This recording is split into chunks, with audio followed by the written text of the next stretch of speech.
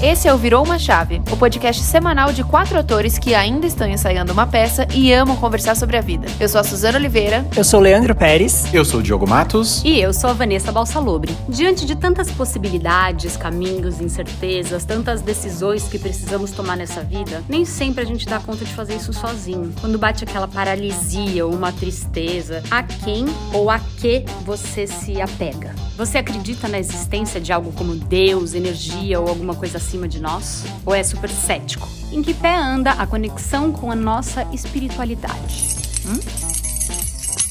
E aí, gente, como é que é pra vocês? Eu acho que eu já sei. Aliás, a Suzana eu não sei. O Dia eu sei mais ou menos, as crenças dele, que eu acho que são um pouco parecidas com as minhas.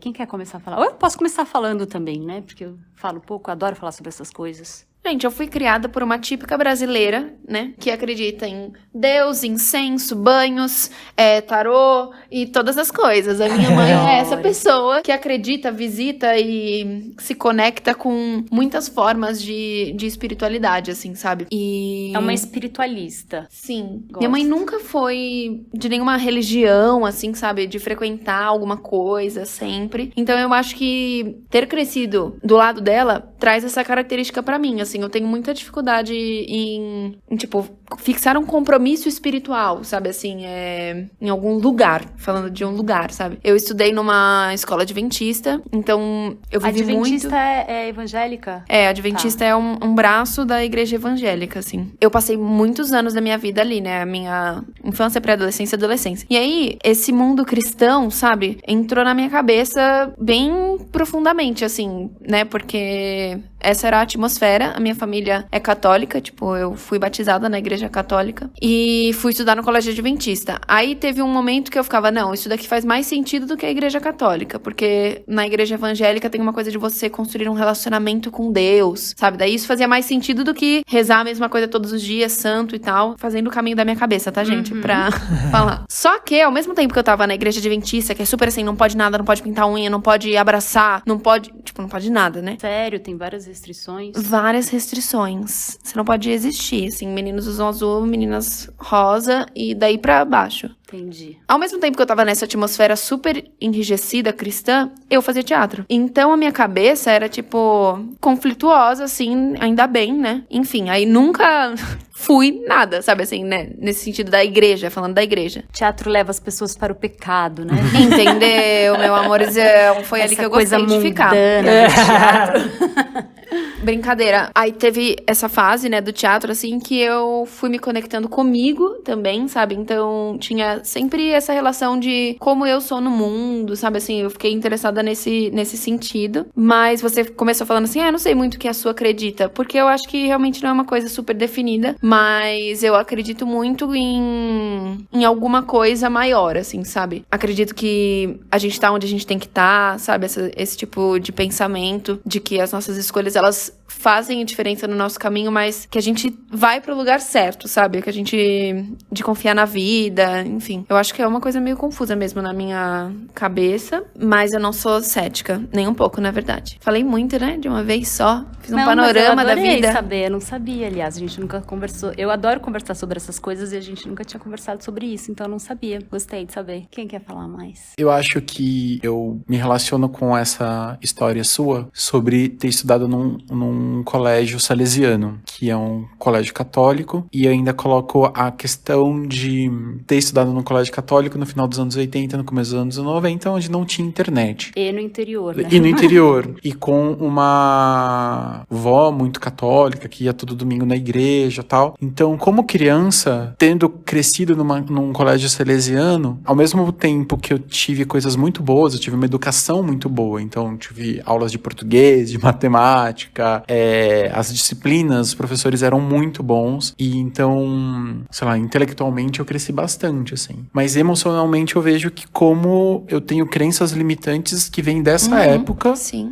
que me... em questão em relação à minha sexualidade, em relação a sentir culpa pelo prazer. Pelo prazer eu não tô me referindo especificamente ou apenas ao sexual. Ao prazer de ganhar dinheiro, entendeu? Ao prazer de ganhar dinheiro sem esforço. Então eu aprendi ali ali no colégio salesiano que eu tinha que trabalhar muito pra ganhar dinheiro. Muito pra ganhar dinheiro. Então, de repente, hoje, eu me vejo tendo, às vezes, que sofrer pra ganhar dinheiro ou algum status. Então, essa questão da culpa católica, ela é muito forte em mim. Muito forte em mim. E daí, quando eu tenho momentos na minha vida de alegria ou de felicidade, de ter ganhado uma grana ou ir fazer uma viagem a trabalho em que eu tô num hotel bom, comendo do bom e do melhor, eu me sinto culpado. Eu me sinto culpado por estar numa situação boa. Então é algo que eu venho lidando, assim, diariamente, de me livrar dessa culpa cristã, assim, tipo, de que só os pobres vão pro céu, de que só o sofrimento e a cruz que leva à redenção. Tem uma coisa de ser servo, né? Assim, muito grande na igreja, sabe? De você ser servo de Deus, servo, sabe? De servir mesmo. E outras profundezas, assim, dessa criação cristã dentro da escola que eu acho perigosa, sabe? Porque são áreas da vida, não que você tem que separar em caixinha, né? Mas, tipo, por a cabeça de uma criança, sabe? É muito fácil de imprimir pra sempre, né? Na cabeça de uma criança. E eu também vejo, assim, várias retrações em mim, assim, que tem a ver com essa fase da escola, sabe? Você falou de crenças limitantes, né? Eu vejo de ser pudica, assim, sabe? De achar as coisas, não sei, que é um processo, né? Eu sou um excelente funcionário. Nossa, sim. Então, Sim. Eu nunca me atraso, eu sempre faço hora extra, eu sempre dou mais do que me pedem e eu vou pra casa com o trabalho e eu ainda trago criativamente coisas pro meu contratante. E daí, quem me ajudou muito e quem me ajuda muito a repensar isso é o Leandro. De virar e falar assim, não, para de virar e falar assim, que isso? Você tá deixando a sua vida não pelo seu prazer, mas você tá até uma questão que a gente teve de um trabalho recente, eu estava me comportando não como um parceiro, mas como mais que um funcionário. Então, como eu tô sempre me sentindo culpado de não entregar, como se Deus fosse um patrão e patrão fosse Deus, e eu fosse o servo, a ovelhinha que se extraviou e se perdeu. Eu lembro das músicas do Colégio Católico. Gente, acabei de virar uma chave muito, muito foda. Acabei de virar uma chave muito foda pensando nisso, no colégio e tal. Eu tive muitos traumas, porque, enfim, eu não tinha essa consciência. Eu estudo num colégio católico, não era considerado um colégio, era o colégio que tinha na cidade, só que a gente tinha aula de ensino religioso. Tinha uma matéria, né, ensino religioso. Era minha professora de matemática, tia Isiris, que dava aula de ensino religioso. Eu amava a tia Isiris, estive em Oswaldo Cruz e pensei nela. E chegava na aula de ensino religioso, a gente não tinha aula de ensino religioso, a gente tinha aula de ensino católico. E aí, o que acontece? Teve um momento da vida, a minha mãe, minha família eu acho que é uma bagunça, assim, eu acho que também, elas, pela tradição católica, foi batizada, tal. A família do meu pai, essa é a família da minha mãe, a família do meu pai é bem católica. A família da minha mãe era todo mundo batizado na católica, mas não era uma coisa, nossa, como somos praticantes fervorosos. Todo mundo acreditava em Deus, todo mundo... Enfim, tem essa ligação, ninguém é ateu, ninguém é cético, mas não tem essa prática fervorosa. E a minha mãe não me batizou, nem a mim, nem a minha irmã, porque ela queria que eu escolhesse a minha... À frente de seu tempo. À frente, super à frente de seu tempo. Eu acho a coisa mais linda, eu falo, nossa mãe, que lindo isso que você fez. Corta para a Vanessa, com 11 anos, sendo considerada a pecadora da sala dela. Por quê? A tia Isiris, tô te expondo, tia Isiris, a neta das bruxas que não foram queimadas. É a Vanessa, neta da bruxa. Eu não sei.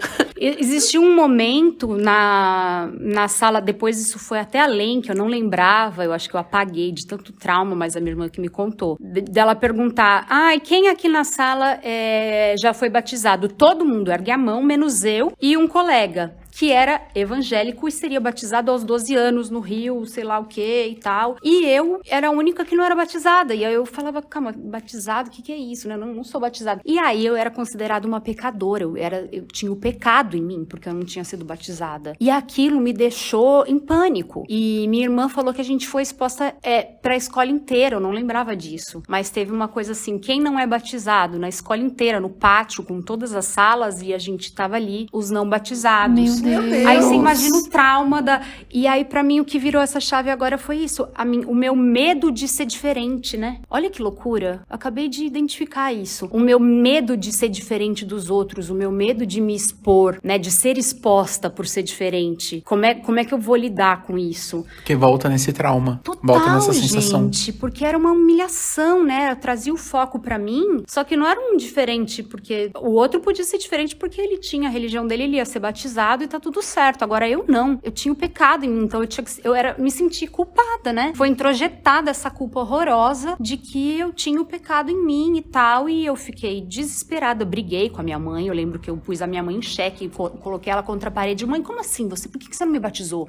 Agora eu tenho pecado, eu sou diferente de todos os meus amigos, eu sou pecadora. E minha mãe, assim, assustadíssima, o que eu faço com essa criança, né? E aí ela me falou, eu queria que você escolhesse. Então eu já escolhi, mãe, é óbvio, eu quero ser batizada, eu vou fazer catecismo, juro. E a minha irmã entrou no barco e a gente foi fazer catecismo e eu fui batizada junto com uma leva antes de fazer a crisma, um monte de bebê na igreja, e eu com 12 anos, minha mãe fez um vestidinho pra mim e eu fui batizada na igreja porque eu queria. E aí, de repente, eu virei uma católica fervorosa, eu li a Bíblia, porque eu tinha essa necessidade do pertencimento, mas eu não conhecia outra coisa. Então, imagina a pessoa doida.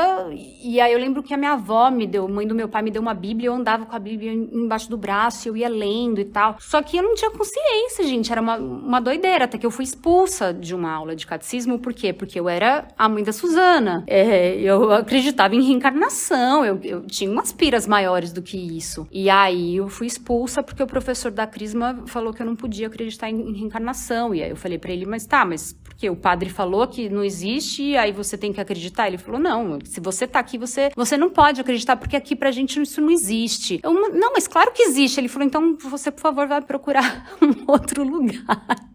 E aí eu me vi expulsa. E aí, a partir dali, eu entendi uma certa rebeldia nesse caso. Mas eu acho que sempre foi difícil pra mim a exposição, né? O ser diferente, o pensar diferente. E isso causou uma grande confusão na minha cabeça a vida toda. Eu vejo como a internet mudou as possibilidades das pessoas que não se sentem pertencentes a, seja o grupo sexual, seja a sua crença religiosa, seja o que for, a elas se sentirem empoderadas. E como eu respeito algumas pessoas que ali na década de 40, 50, 60 desafiaram toda uma sociedade para viver a verdade dela. Como isso é muito... Que pra mim, assim, existe muito uma vida antes e depois da internet. A vida que falavam pra mim que tinha que ser desse jeito e a vida que você olha e fala... Não, pera, calma. Existem outras pessoas, existem outras formas de pensar? Porque quando eu era criança, não é que eu achava que tinham religiões, eu achava que a vida era assim. Não é que tinha protestante, espírita e tal. Depois, uma vizinha levou a gente no centro espírita pra tomar um passe e tal, aos poucos. Mas ali com 7, 8 anos, 9 anos de idade, pra mim, essa era a vida. E era o único jeito correto de viver a vida. Não existia outras possibilidades de viver. Isso é muito doido. Eu acho que se minha mãe tivesse esse repertório pra me mostrar, porque na cabeça dela ela entendia como deixa ela escolher, mas ela não tinha uma referência maior das outras possibilidades pra me apresentar, né, pra me colocar e falar, você tem certeza? Ela não me questionou, porque ela viu o tanto que eu tava me sentindo humilhado, o quanto eu tava me sentindo rejeitada naquele espaço e diferente daquelas pessoas, e aí ela não queria que eu me sentisse assim, né, então ela respeitou minha vontade e falou, não, vamos lá, o que você quiser fazer, você vai fazer, mas é muito doido, né, pensar nisso. Eu ia falar, diferente de todos vocês, eu estudei em escola pública. Então, eu não tinha isso, porque não tinha aula de religião, não tinha nada disso, nada, não falava. Então, nunca foi uma questão dentro da escola isso, porque todos pontuaram aqui. Foi uma questão desde a escola, então não foi. E a minha mãe também é muito parecida com a sua mãe, de ser bem mista, assim, né? Então, essa questão da cobrança, tipo, da catequese, eu fui batizada na igreja católica, mas a questão de, você tem que fazer catequese, veio de uma parte da família, assim, tipo de, não, mas você tem que fazer, que não sei o quê. E aí eu ficava meio assim, mas o que é isso, gente? que eu não sabia o que era. Meus pais, meu pai e minha mãe também nunca foram de ir ficar indo na igreja e tal. Mas a minha mãe sempre ensinou desde criança, assim que se reza, por exemplo, ou você não precisa ir na igreja para conversar com Deus, você pode estar no seu quarto à noite. Ela, ensinava isso, falava, à noite você conversa, pede proteção, ela sentava e conversava isso com a gente, comigo e com a minha irmã. Eu também tinha isso com a minha mãe. Então, à noite, aí ela ia conversava, reza assim, fala assim, pede proteção pro Leandro, né? Foi ensinando assim. Era isso que eu via como rezar, por exemplo, conversar com Deus. Nunca era, você precisa fazer isso. Então, ela deixou sempre muito claro. Então, desde criança, minha mãe me ensinou a fazer banho de erva, banho de arruda, todas essas coisas. Então, eu sempre cresci com isso. Então, uma parte falava assim, você precisa fazer. E eu ficava assim, não preciso fazer, né? Então, tinha isso meio claro dentro de mim. Eu chegava pra minha mãe e falava, mãe, como que é? A minha mãe explicava. Minha mãe foi expulsa da catequese, inclusive, também. Porque ela brigava com a minha tia. E aí, ela explica, é assim, explicou como que era. Se você quiser fazer, te coloca, não sei o quê. Mas eu falei, não quero fazer. E aí, sempre foi assim, essa questão, quando eu era criança mais. Isso eu acho que ficou bem claro dentro de mim, pra você não precisa estar em tal lugar para se conectar com a sua espiritualidade ou com Deus. Você pode ir num cantinho e se conectar e rezar e fazer seus pedidos, os seus agradecimentos, desde criança, assim. Então, obrigado, mãe. Acho que foi saudável. A minha mãe, apesar, né, eu comecei o episódio falando sobre essa grande mistura brasileira aqui, né, da espiritualidade, ela tinha uma esperança de que eu ia fazer catequese, assim, por mais que eu já tinha entendido que dentro do cristianismo, a igreja evangélica fazia mais sentido, num sentido de não ser uma repetição. Eu acho a igreja católica meio mórbida, assim, sabe? São repetições e tal, e aí as festas também são, sabe? Mórbida é a palavra. É meio velho, né? É tudo muito velho, assim. E enquanto, na minha escola tinha a capela. E aí as músicas da capela era, guitarra, bateria, sabe assim? Então era uma coisa... É mais animado, é mais divertido. Então eu já tinha entendido que, assim, dentro do mundinho cristão, o catolicismo tava longe, sabe? Assim, e aí a minha mãe ainda tinha a esperança de que eu ia fazer catequese. Eu, com 15 anos, sabe? Assim, já tinha passado até o tempo da crisma. E eu falava, mãe, eu não quero. Eu já tava me formando no teatro, sabe? Eu já tava com toda a certeza do mundo que eu não ia nem passar perto de igrejas, assim, sabe? No resto da vida, provavelmente. E aí ela falou assim, não, Suzana, mas assim, se você for casar, sabe? Porque também tem isso, de que ela quer que eu case na igreja. Ainda tem essa tradição pega um pouco, então, eu acho, ainda nas famílias. Tem essa coisa de que só sair de casa casada. Olha, eu expondo um monte a Amadá aqui. Mas tudo bem. Então ela queria ainda a catequese e a crisma. A minha irmã fez tudo em 6 meses, já adulta. Então ela falava assim, Suzana, vamos naquele padre que faz tudo na baciada. Por favor, sabe assim? Otimiza isso aí, vai que vai. Aí eu falei assim, tá bom, mãe, vê lá na igreja pra eu ir. Só que daí ela foi ver, pra eu fazer a catequese em 2 anos mesmo. Aí eu fui um dia, ouvi atrocidades, coisas que iam contra a minha existência. Aí eu fiquei, eu paquerava na crisma. Eu falei, mãe, desculpa. Eu acho que eu fui 2 sábados, assim, sabe? Daí eu, mãe, não vai dar. É uma expectativa sua, mas eu não vou fazer. E aí eu acho que ela aceitou no coração dela. Mas essa coisa de casar na igreja a gente ainda não conversou, né? Deixar pra quando for a hora. Deixar pra quando for a hora. E você falou outra coisa que eu ia comentar. De ensinar a rezar. A minha mãe sempre era, pede pro seu anjinho da guarda. Conversa com o seu anjinho da guarda. Sim, reza pro seu anjinho da guarda, fala com ele. Mas é porque o anjo da guarda, ele é uma coisa que permeia tudo, né? Porque ele pode ser um anjo católico, ele pode ser um Exu, ele pode ser uma entidade que te acompanha, ele pode ser uma energia, né? É alguém que tá te guardando, e a gente sempre tem alguém guardando a gente, algo maior a que a gente se apega, né? Eu acho legal a coisa do anjo da guarda, acho que é uma coisa que passa pra mim, assim. Então, a gente cresceu sem ir na igreja sempre, era uma coisa da escola mesmo, então isso não refletia nos meus pais. Fui pra faculdade, na faculdade essa questão da espiritualidade, ela não era debatida, e pra mim era, acredito em Deus, mas eu não tenho práticas. Não tinha, né, muito... Eu acho que até tinha uma vergonha de virar e falar assim, eu acredito em Deus, mas naquela época eu acho que não não tinha muito a ver com isso. Só que daí começam alguns movimentos na minha vida que, primeiro, passa ali pelo teatro, conhece outras pessoas, mudei pra São Paulo. Falei, o que é esse centro espírita aqui pra ir tomar um passe? Vem o filme O Segredo, vem o filme Quem Somos Nós, começam a cair os livros do Joseph Murphy na minha frente, e eu começo a entender que existem outras formas de pensar que no começo eu era meio relutante, assim, tipo, pensamento mágico, essas coisas e tal.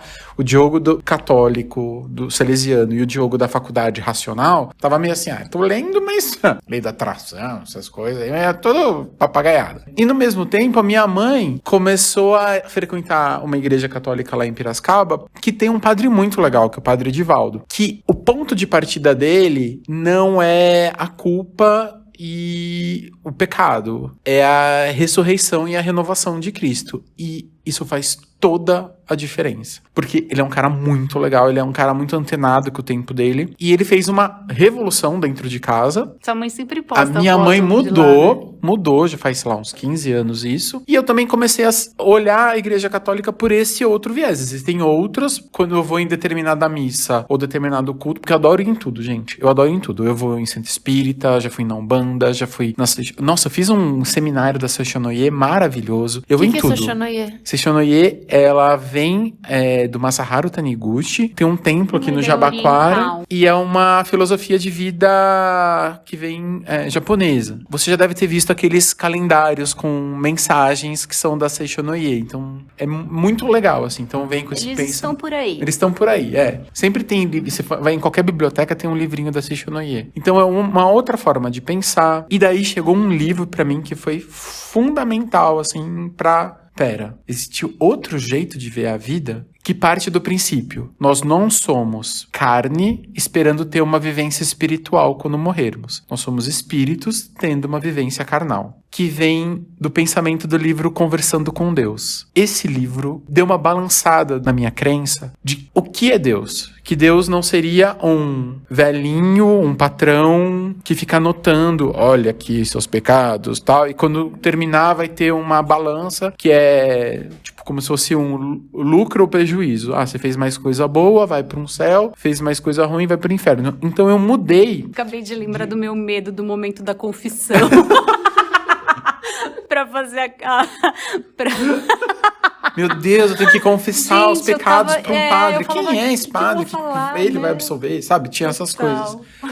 E depois disso, depois desses movimentos, desse livro Conversando com Deus, tal, eu comecei a pesquisar e outras coisas começaram a entrar na minha vida. Então comecei a escutar a palestra do Gasparetto, comecei a ver podcast é uma coisa mais recente, mas comecei a ver Márcia Fernandes, Ademar Ramos, rever o The Secret, rever todos esses personagens que aparecem nesses filmes de uma forma mais aberta. E hoje, eu sou o cara dos cristais, eu fui fazer reiki e tal, e hoje eu percebo que existe um movimento da academia em penalizar as pessoas que lidam com espiritualidade, assim, sabe? Tipo, alguém posta um vídeo sobre reiki, tem gente ali, curandeirismo, certo? Ciência é ciência, então se você tá doente, você tem que seguir todos os protocolos médicos, científicos, fazer exame. Se eu tô doente, eu vou tentar fazer vários movimentos pra eu me curar. Sim. Né? Não é o remédio que vai me curar? Sim, o remédio vai me curar o meu corpo físico. Mas como que tá a minha alma? Como que tá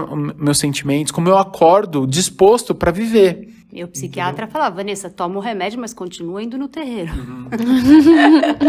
Só uma coisa da balança, né? No meu colégio tinha muito uma coisa assim do juízo final, sabe? Falava sempre do juízo final. Pensa adolescentes ouvindo sobre o juízo final. A gente só tá fazendo merda, né? E aí... Fudeu. Tipo, o juízo final, as trombetas vão tocar. E aí vai ter o arrebatamento. Tipo, as pessoas vão desaparecer. Quem vai pro céu e quem não foi, ficou. Então, se você...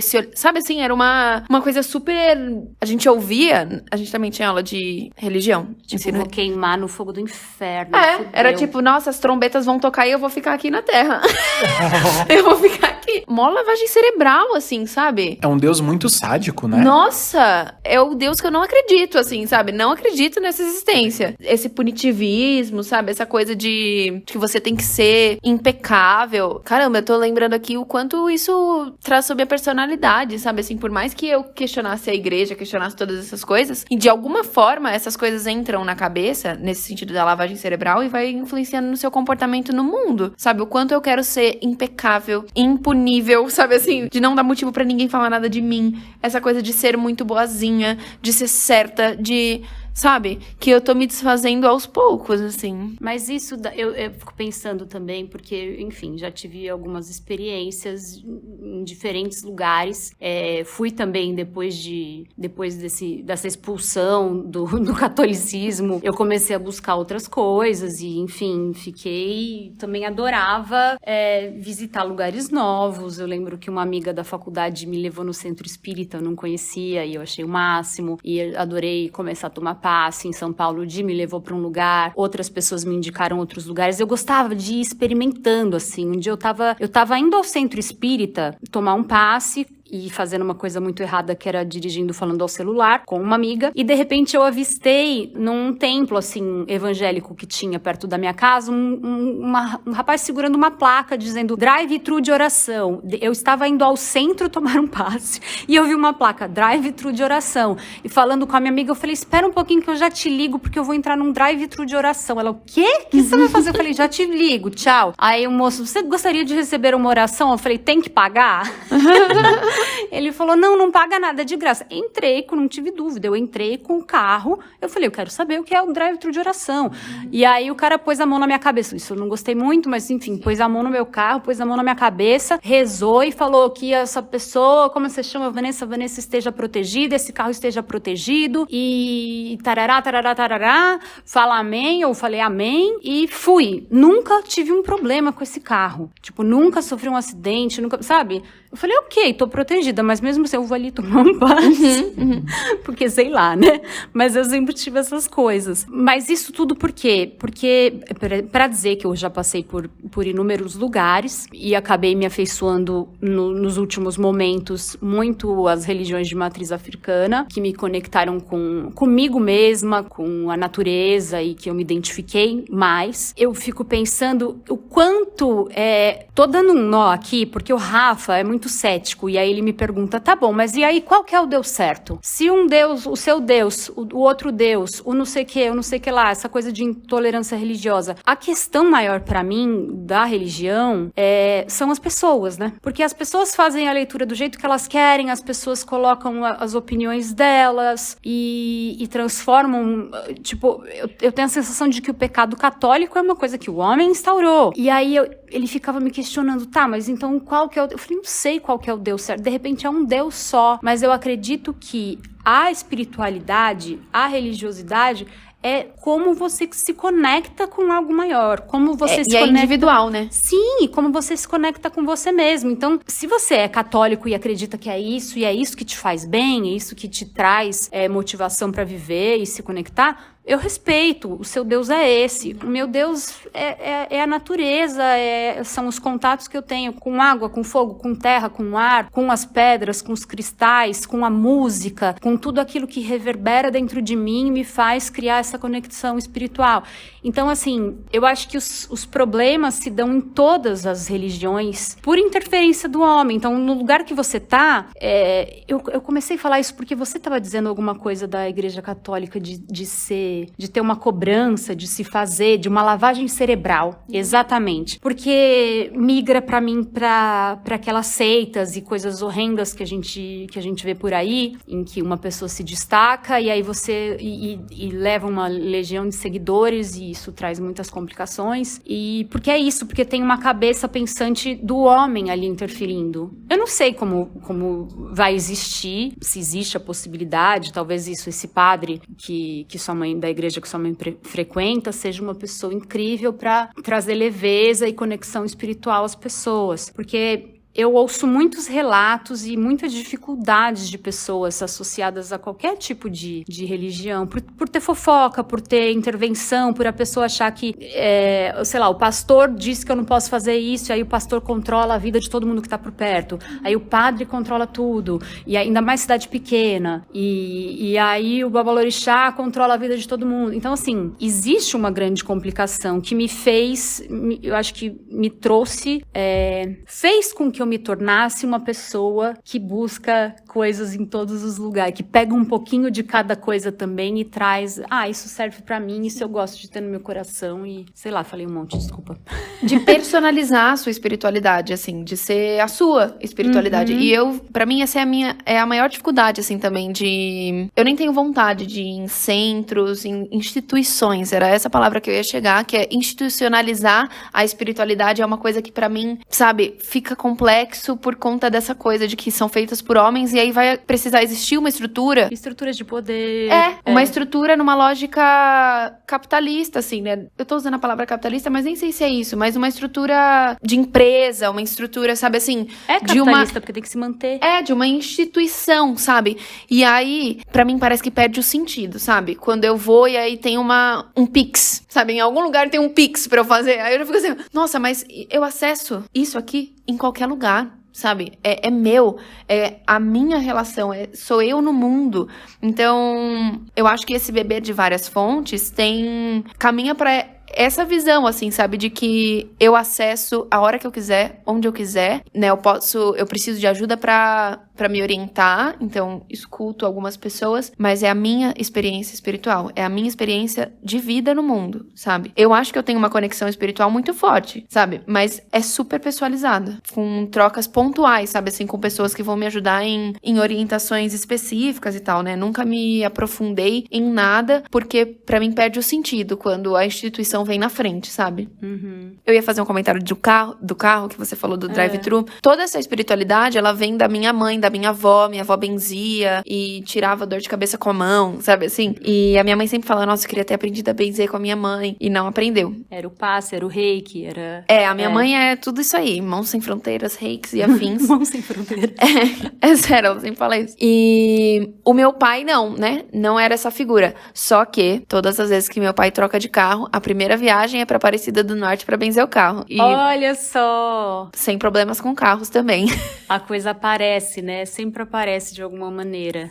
O que vocês estavam falando reforça aquele meme, né, gente? Jesus é legal, o que fode é o fandom. Sim, né? o que estraga é o fã-clube. o fã-clube. É isso, né? Eu também tenho esse jeito de fazer, como você disse, uma espiritualidade mais personalizada, né? Então, eu gosto muito de fazer Ho'oponopono, por exemplo. Tipo, gosto de sentar, fazer o Ho'oponopono, que aprendi com o Di, ele trouxe várias pessoas. Até hoje eu não sei exatamente o que é isso. É o caso da gente falar ou não? É uma técnica de cura havaiana que tem um doutor chamado Dr. Hugh Lane, ele faleceu recentemente, que começou a fazer alguns workshops pelos Estados Unidos, em que essa técnica ela consiste em você repetir algumas frases. São 4 frases, que é: eu sinto muito, por favor me perdoe, eu te amo, muito obrigado, ou sou grato. Então, para qualquer questão da sua vida, você repete isso de algumas formas. Daí, você vai ter gente que faz isso com japamala, tem gente que faz isso aplicando o próprio reiki e tal. A ideia é de você limpar, purificar as suas memórias, porque tudo na vida é memória. Então, a gente tá conversando aqui e a gente tá rememorando as coisas. Então, você tem algum problema com a sua mãe, você lembra de algum trauma, de alguma questão, você vai limpando. É lógico que só falar as frases, elas soam vazias. Então, você coloca uma intenção de limpeza, de amor, de perdão. É uma meditação, né? É uma espécie de meditação. Um comentário paralelo, o Diogo é uma enciclopédia, né? Assim, porque você sempre sabe todos os nomes, todas as pessoas, todos os tudos. Que eu gosto muito. Ele gosta muito mas de pesquisa. tudo, tipo assim, de filme, não só de espiritualidade, de todos os assuntos. É tipo, não, porque o Francis e aí ele traz dados muito, assim, é uma maravilhosos. pessoa que isso chama idade, maturidade e inteligência. Nossa, sério, respeito muito, mesmo. Viva o Diogo. Viva o Diogo. Tipo assim, o que é o Ho'oponopono? Poderia ser só, sinto muito, me perdoe, te amo, sou grato. Não, é uma técnica, é uma crença havaiana que veio do não sei quem, de não sei que lá. Por isso que na minha família era assim. Antes a gente não tinha alguma dúvida, minha mãe falava, liga pra Barça, que era o meu avô. Agora eu ligo pro Diogo. Qualquer dúvida da minha vida, eu vou ligar pra você. Eu acho que eu sou muito curioso. Mas é que você é um curioso que se dedica na pesquisa. Eu sou uma curiosa que vejo, tá, legal, só pra saber meio por cima. Eu vejo a manchete, ele lê a matéria.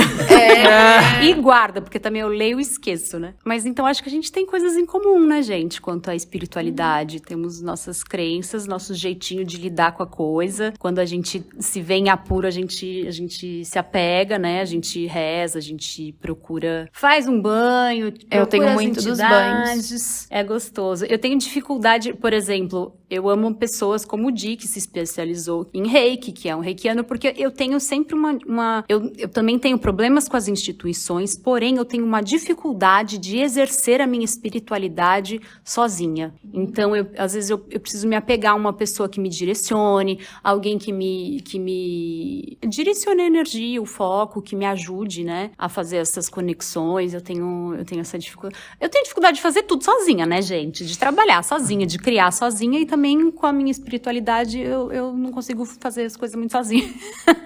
Mas isso de fazer sozinha. E eu cortei o Leandro, porque eu perguntei o que era o Ho'oponopono, e aí trouxe o assunto pra outra coisa, e Lê, você não terminou de falar o que você tava falando, me perdoa. Não, eu aprendi, o Di me trouxe isso, e aí eu comecei a ler uns livros, ouvir muito podcast de pessoas que falam sobre isso e tal. E aí eu falei, nossa, isso no começo, você sempre fica assim, até parece, mas vamos ver. E aí, conforme eu fui fazendo, eu senti que, tipo, muito bom, muito real, sabe?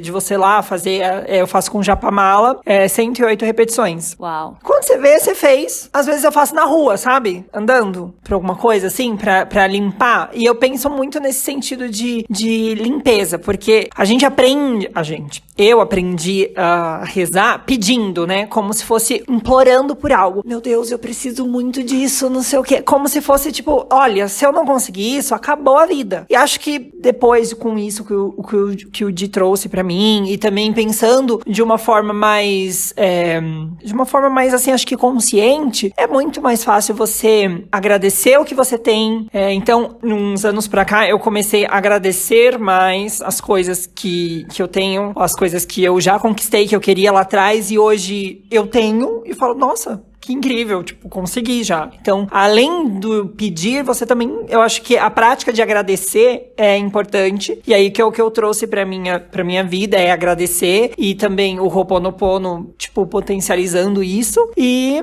banhos e tudo mais, essas coisas que eu também acredito bastante, né? O que é japamala? Japamala é como se fosse um colarzinho.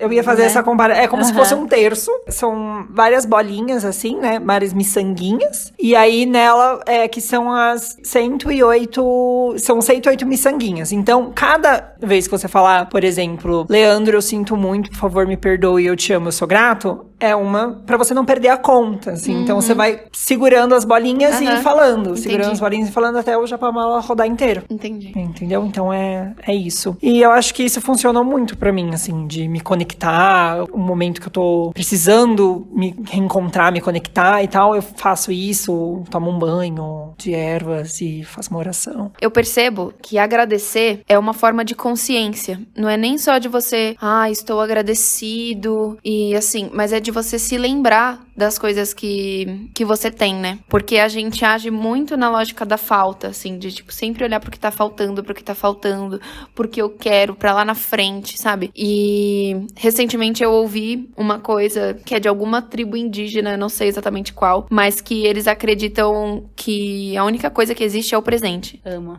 Guarani.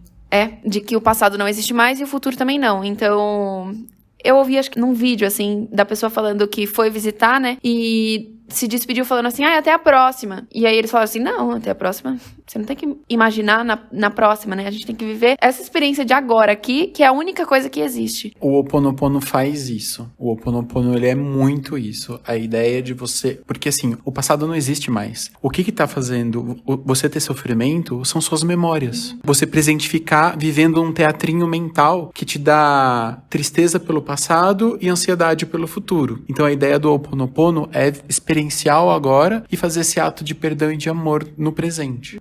E eu também falei que o Di me mandou os podcasts e tudo mais, e também com a Lívia, que é a irmã do Di, ela é terapeuta holística. E conforme eu fui fazendo as consultas com ela também, ela foi abrindo coisas, falando coisas que serviu muito pra mim. E isso foi onde foi uma junção de coisas que eu falei, olha, é um caminho muito bom de se seguir, de pensar, de gratidão, dessas coisas, de agradecer o que você tem, agradecer as pequenas coisas, não só tipo, consegui tal coisa, não, agradecer as pequenas coisas do dia a dia que são importantes também pra gente. Sigam a Lívia, @livia.terapeuta. Já foi um destranca-dica em algum momento. Já.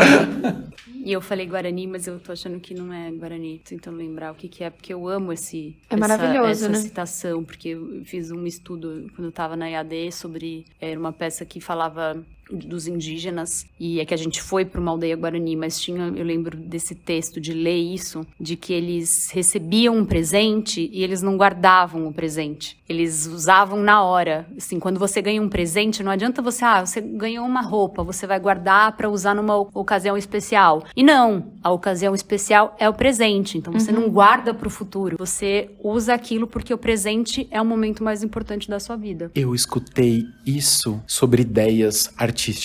Tipo, eu tô com uma ideia de uma peça. É lá pro futuro. Não, escreve agora. A ideia tá agora pra você. E daí eu vou ter que falar de novo do Michael Jackson. Que o Michael diz que às vezes de madrugada ele acordava com uma ideia. Vamos fazer isso, vamos não sei o quê. E mandava mensagem ou ligava pros artistas que trabalhavam com ele. Daí, numa dessas vezes, ele ligou pro diretor do show dele, 3 da manhã. Não, vamos fazer isso.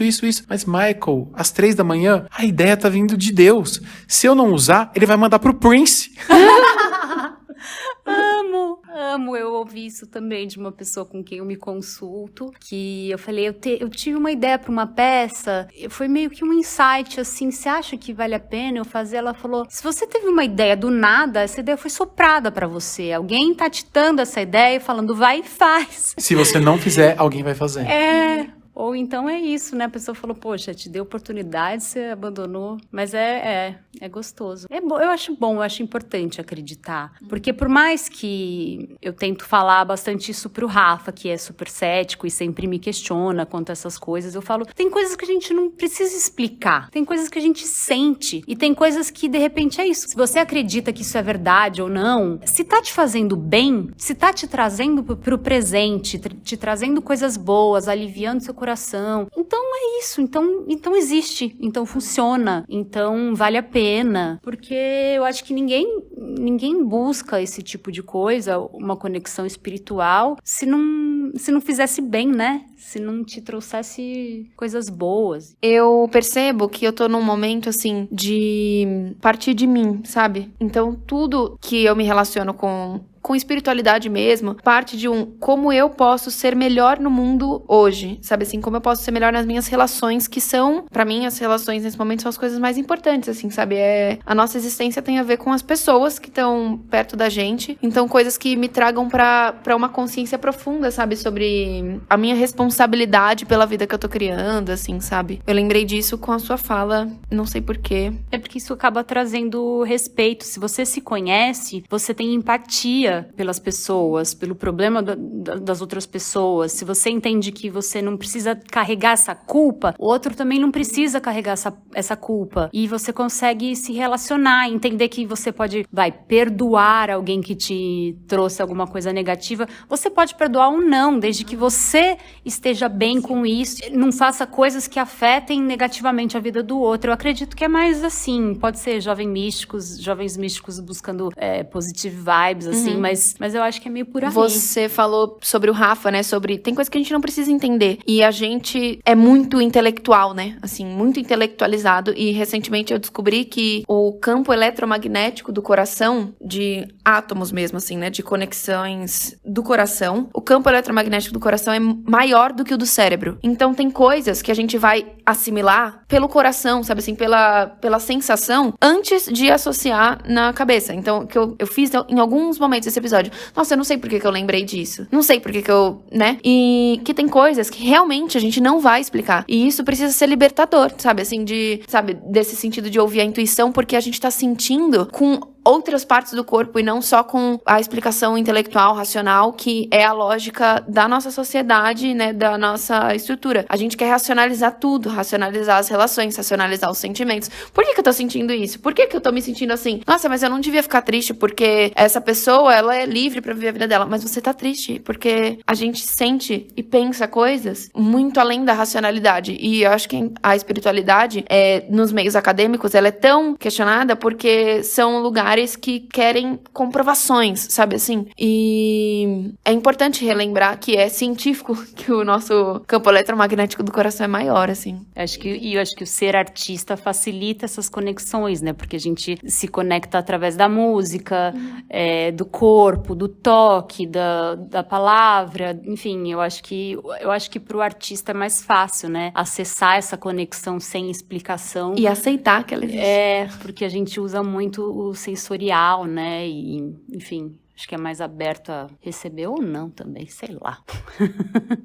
Di, você quer falar alguma coisa? Que em um momento da minha vida, eu tava nessa coisa, será que eu sempre acreditei, mas e se eu for ateu? E se eu não acreditar em nada? E daí eu parei pra pensar assim, vamos lá, tudo vai terminar na morte. Pelo menos isso aqui vai terminar na morte, essa vida. Se tudo acabar, eu não vou ter nem possibilidade de ficar bravo comigo, de ter sido, sei lá, de acreditar de ter sido espiritualista, porque eu não vou ter mais consciência. Então, acabou. Então, se acabou, tudo bem. Mas, se continuar, eu vou ter passado a minha vida toda sem ter acreditado. Então, eu escolho acreditar porque não tem frustração. Ou continua, ou eu não existo mais. Então, foi um momento que eu falei assim, eu vou escolher acreditar e não só escolher acreditar, eu vou escolher sentir. E daí foi essa virada de chave que me deixou uma pessoa mais espiritualizada. E eu vou viver essa vida de uma forma mais espiritual. Gente, essa conversa aqui, se pudesse, a gente ficava 2 horas, né, conversando. Se deixar, eu fico. Mas gente, daí o editor vai ficar louco. O editor vai dar bronca na gente, chega. Antes da gente terminar, a gente vai pro Destranca uma dica. Vamos destrancar dicas de experiências. Pode ser um podcast, pode ser um livro, pode ser uma música, pra gente dividir com vocês. E eu quero começar destrancando um podcast, que é o Paranormal Experience. São 2 apresentadores, o Ale e o Zé Graça.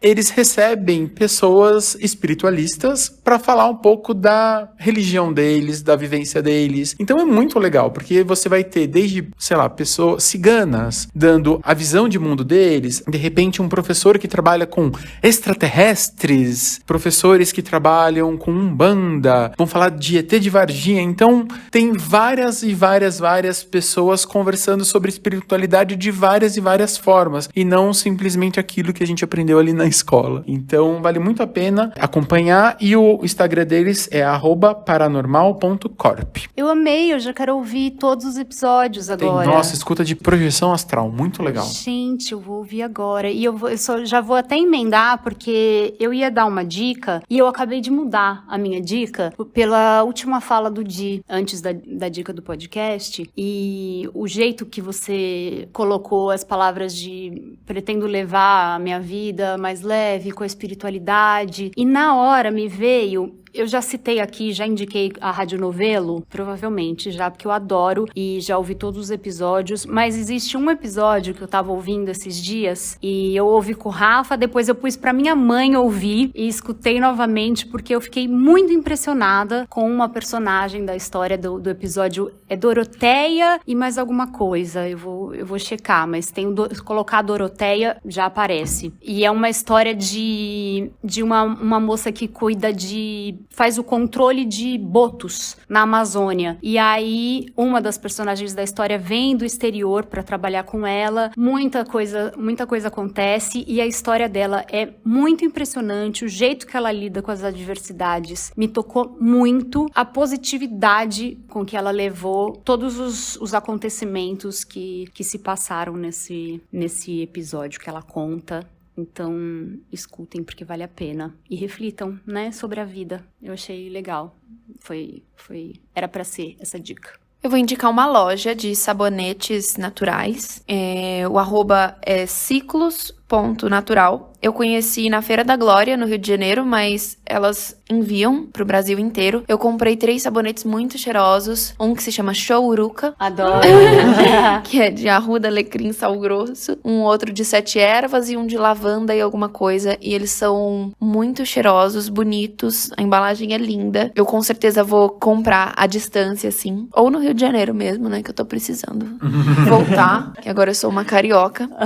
E essa é a minha dica de hoje. Que se não acreditar, pelo menos fica cheirosa, né? Exatamente. Compra um chouruca ali, aí você passa aqui no meião, né? No chakra aqui, ó. E é isso. A dica que eu vou destrancar essa semana é um dos livros que eu li sobre o Ho'oponopono, que é o livro Limite Zero, do Joey Vitale. Não sei se é assim que fala, mas se não for, é assim que se escreve, Vitale. Esse livro, ele foi uma virada de chave, literalmente, pra mim. E ele é muito inspirador. Ele conta sobre a técnica havaiana do Ho'oponopono. Então, vale muito a pena ler ele se você quer aprender mais sobre essa técnica. E essa é a minha dica da semana. E é isso, gente. O episódio de hoje chegou no fim. E se você quiser sugerir um tema, contar um pouquinho sobre a sua espiritualidade pra gente conversar, é só entrar no @virou-uma-chave e comentar lá, mandar uns directs pra gente e compartilhar esse episódio com seu amigo jovem místico. Sim. É isso, gente. Um beijo e até o próximo episódio. Tchau, Tchau, pessoal! Beijo, tchau!